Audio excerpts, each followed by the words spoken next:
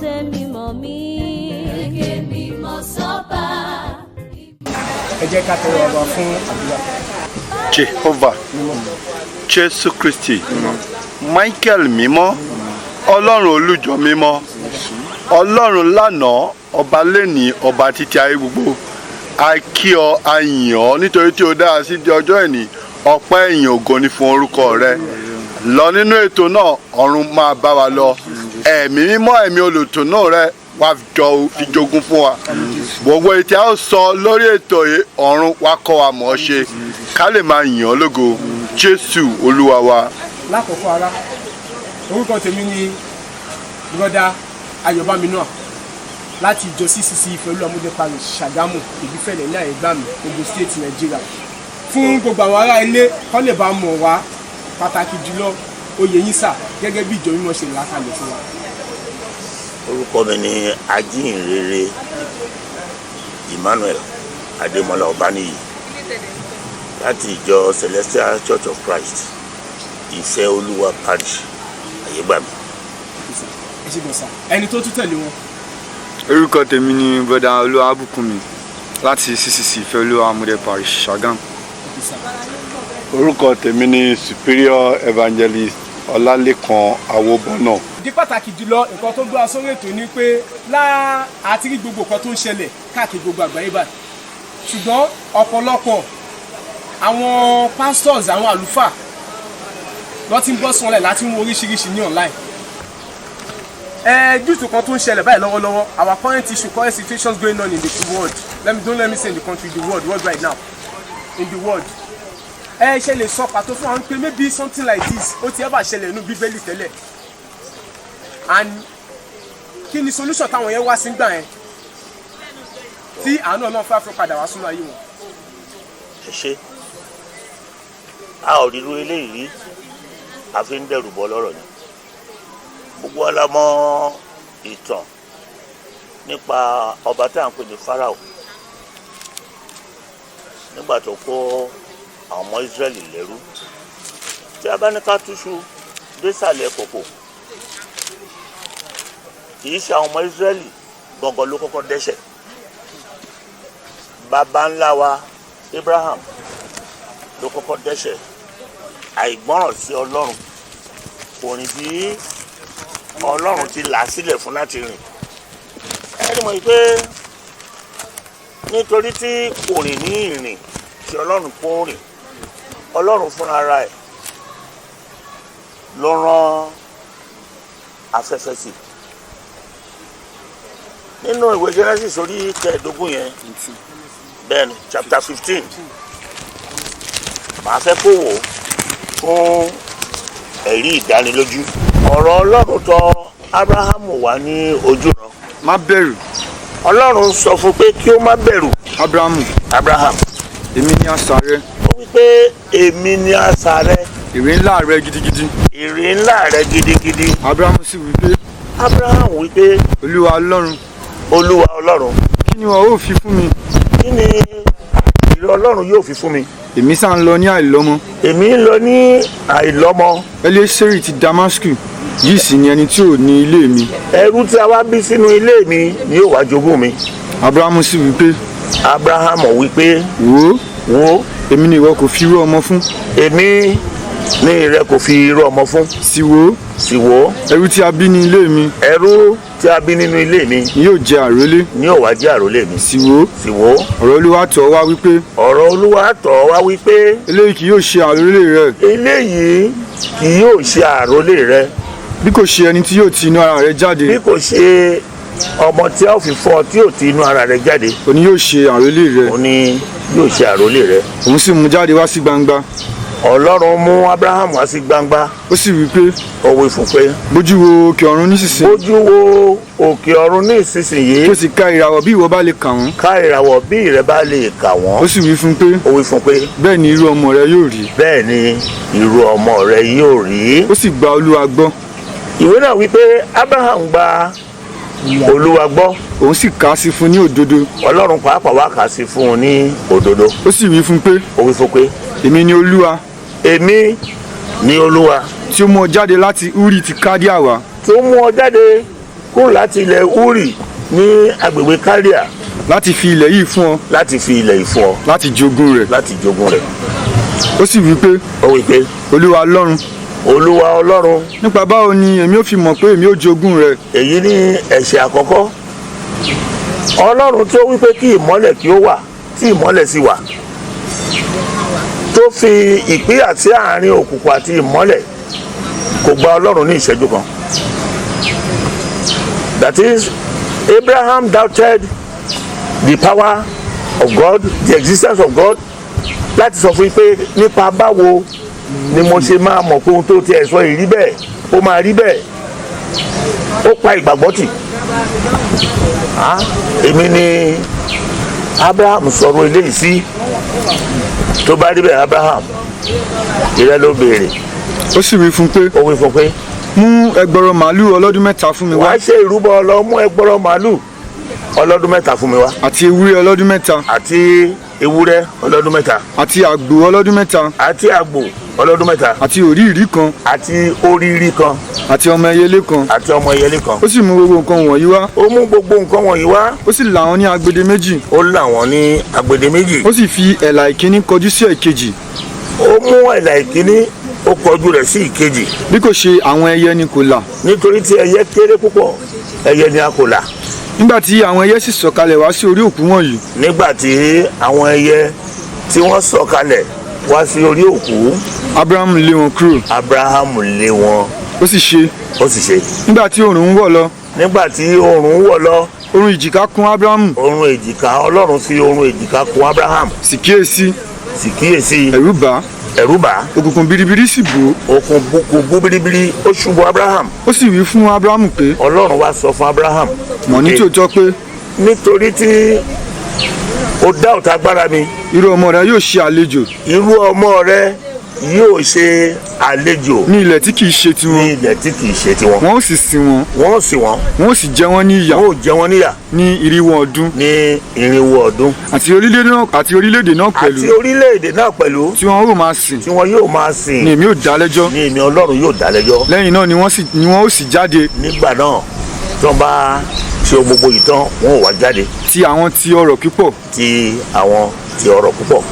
Hallelujah. hallelujah. Ẹ rí i pé Ọlọ́run lágbára púpọ̀. Ọlọ́run ló dá wa. Tó bá fẹ́ ká wà, á wà.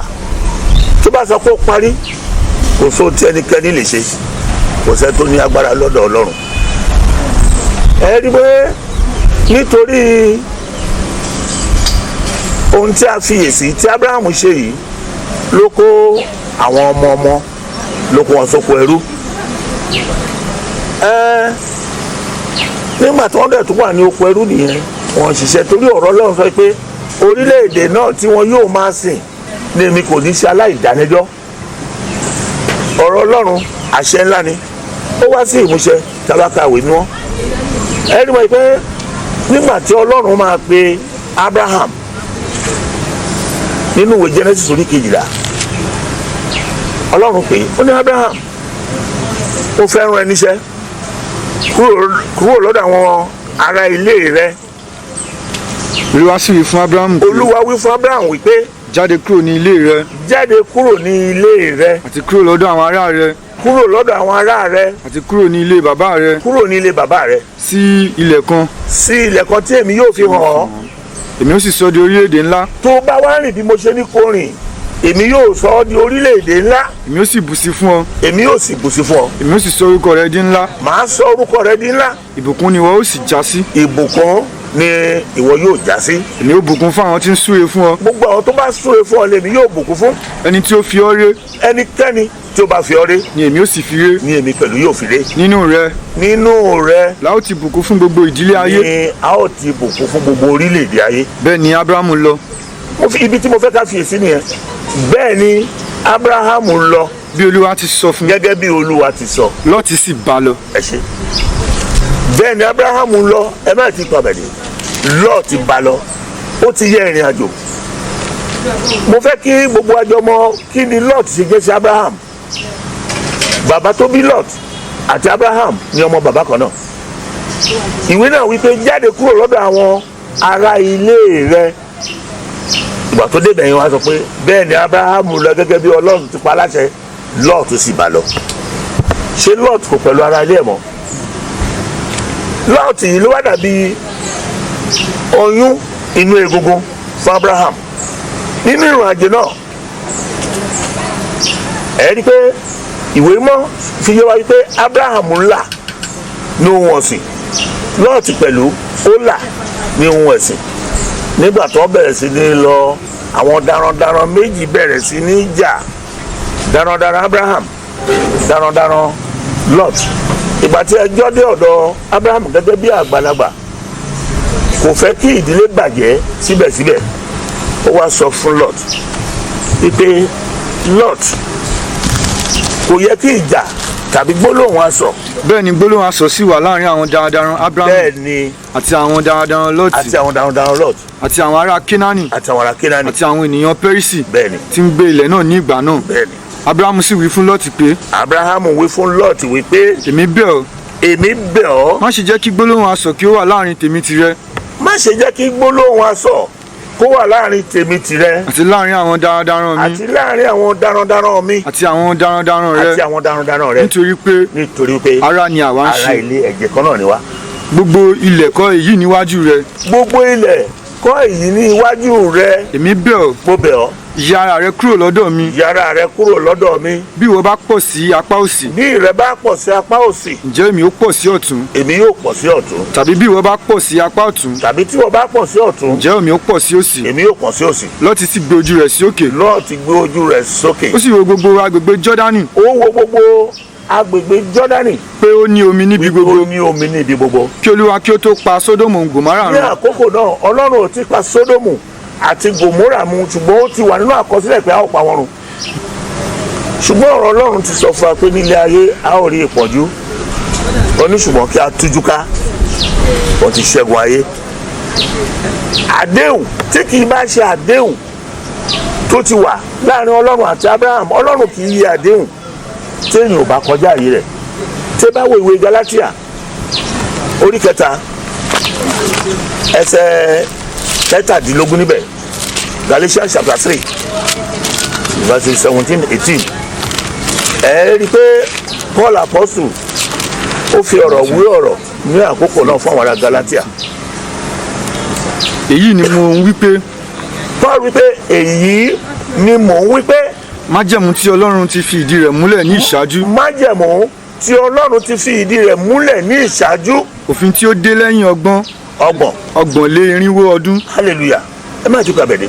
Ìyẹn ni pé kí ìwé Exodus tó wá sáyé ká tó gba òfin, Ọlọ́run ti bá Abraham dá májẹ̀mú 430 years before the existence of law. Ìyẹn ni mò ń wí fún yín wípé òfin tí Ọlọ́run, ìlérí tí Ọlọ́run ti dá pẹ̀lú Abraham ní 430 ọdún Kò lè sọ di asán kò lè sọ di asán. tí a bá fi mú ìlérí náà di aláìlágbára. àbáfọ́ wa mú ìlérí náà di aláìlágbára. Ìlérí yìí Ọlọ́run dúró lórí ìlérí rẹ̀, bó tilẹ̀ jẹ́ wípé Abraham ó yẹ ìlérí, ṣùgbọ́n síbẹ̀síbẹ̀ ìlérí Ọlọ́run àti májẹ̀mú rẹ̀ lórí Abraham Ọlọ́run ò jẹ́ kó yẹ̀. nítorí wípé bí ìjogún náà bá ṣe ti òfin, ìjogún náà tí Abraham ṣe tó bá jẹ́ ti òfin, kì í ṣe ti ìlérí mọ́. a jẹ́ wípé kì í ṣe ti ìlérí mọ́. ṣùgbọ́n Ọlọ́run ti fi fún Abrahamu nípa ìlérí. Ọlọ́run ti bá Abraham dá májẹ̀mú, sì ti bá ṣe ìlérí. Ǹjẹ́ kí a ní òfin? Kí ni òfin? A fi kún un nítorí ìrékọjá. A fi òfin kún un nítorí ìrékọjá àwa ènìyàn. Títí irú ọmọ rẹ̀ tí a ṣe ìlérí fún yóò fi dé. Ẹ ṣé. Títí irú ọmọ rẹ̀ tí a ṣe ìlérí fún yóò fi dé. À ń sọ̀rọ̀ nípa Kristi. Hallelujah. hallelujah. Nítorí náà ẹ̀yin ará nínú Olúwa, ohun àkọ́kọ́ tó yẹ kí a mọ̀ ni pé ó yẹ kí a mọ̀ Ọlọ́run. Gbogbo èyí tí a ń sọ yìí, coronavirus kò ṣe coronavirus, ọ̀dọ̀ wọn kèfèrí náà ló kọ́kọ́ yà sí. Àwọn olójú kòkòrò, àwọn olè tó kówó lọ sí ilẹ̀ òkè òkun, owó wọn náà lọ ṣọ́, owó wọn náà fẹ́ lọ ná, ohun tí wọ́n kó bọ̀ òun náà nìyẹn. Gbogbo ẹnikẹ́ni tó bá jẹ́ ti Kristi, coronavirus tó bá ń tà ní páálí sílẹ̀ kan, a ò ní ríra. Àmín Jésù Kristi. Nítorí náà ohun àkọ́kọ́ ni pé ká mọ̀ Ọlọ́run. Coronavirus ọ̀dọ̀ àwọn olè, olójú kòkòrò, oníwọ̀bìà àwọn ló kọ́kọ́ kó wá torí owó tí wọ́n jí pamọ́ wọ́n fẹ́ lọ gbádùn ẹ̀ lọ́hùn. àwọn ò débẹ̀ èmi tí mo bá yín sọ̀rọ̀ mi ò mọ Ìkẹjà pàápàá níbi tí mo wọ plane yàtọ̀ sí orí ọ̀fẹ́ pé mo lọ sí ilẹ̀ mímọ́ Israel. nítorí náà kọ́ ni pé a ò rí irú eléyìí rí a fi ń dẹ́rù bọ́ lọ́rọ̀ ní ṣùgbọ́n àwọn tí ó bá jẹ́ ti Ọlọ́run wọn ò ní ṣaláì ní ohun tó dára ìyẹn ló dá wa lójú. tí a bá wá lè yí padà sí Kristi nítorí wípé ìwé Kọ́ríńtì kejì orí 5 ẹsẹ̀ 17 ó fi yé wa wípé 2 Corinthians chapter 5 verse 17 and 18.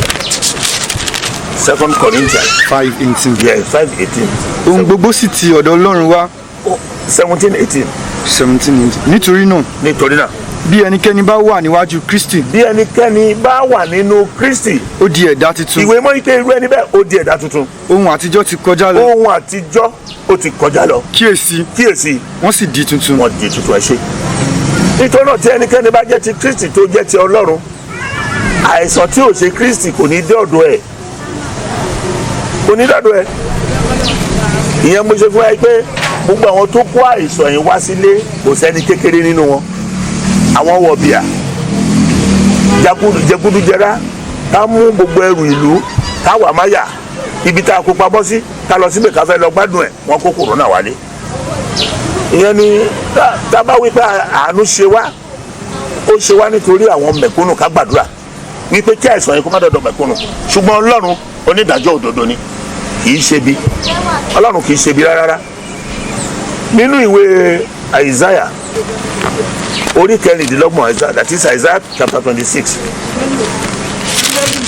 irú ẹ̀ náà ó ti ṣẹlẹ̀ rí àwọn tó jẹ́ tọlọ́run Ọlọ́run fi wọ́n sí ààbò ìyẹn ni quarantine tó ń ṣe. Isaiah 26. yes verse 20 Ọlọ́run sọ fún àwọn ọmọ ẹ̀ 20 ó wí pé Isaiah 26 verse 20.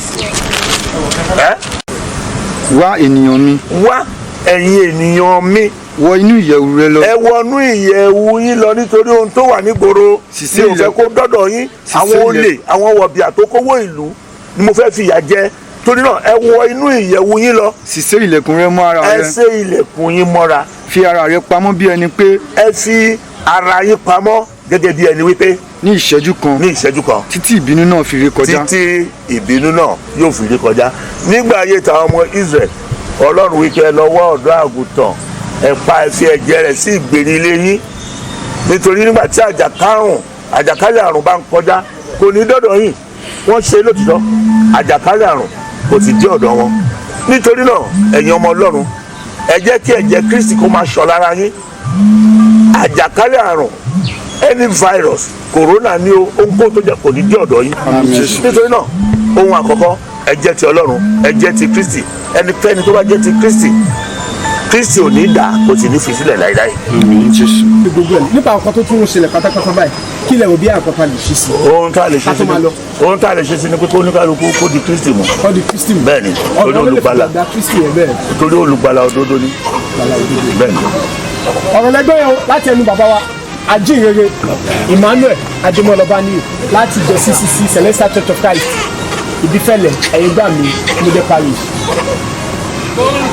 kí a tún máa lọ ẹ̀yin tẹ̀ ń wò wá nílé tó bá tún máa di ọ̀sẹ̀ tó ń bọ̀ àtúntẹ̀síwájú ètò náà wá látọwọ́ Nomeji Global Television bọ̀ká tó máa lọ dájì ẹ̀jẹ̀ lè gbàdúrà fún àwọn tó ń wò wá lé àtàdúrà ìpàdé. Jehovah Jésù Kristi Michael mímọ́ adúpẹ́ fún oore ọ̀fẹ́ rẹ ògo ni fún orúkọ rẹ lókè ọ̀run gbogbo àwọn tẹ́ ń gbọ́ mi tí ẹ fetí sí wa mo rán àánú Kristi sí yín ẹ ò rí àánú gbà lórúkọ Jésù àrùn kárùn kò ní dé àgọ́ ara yín bó ti wù kó le tó kò ní le mọ́ yín àwọn Yorùbá wípé láàrin ọ̀pọ̀ ẹ̀gún ni màrìwò máa ń ṣẹ̀ṣọ́ bó ti wù kó le tó kò ní le mọ́ yín ògo Kristi yóò yí yín ká lágbára Ọlọ́run a ó jọ ṣe pẹpẹ Kristi Jésù Olúwa wa. mo nígbàgbọ́ fún gbogbo ẹ̀yin tẹ́ ń wà ìtẹ́wọ́bọ̀ kó àdúrà àti gbà pẹ̀lú àṣẹ tí bàbá ti fún wa ẹ jẹ́ ká kálẹ̀ àméjẹ láṣẹ ìlú alógo. Hallelujah, hallelujah, hallelujah, hallelujah, hallelujah, hallelujah.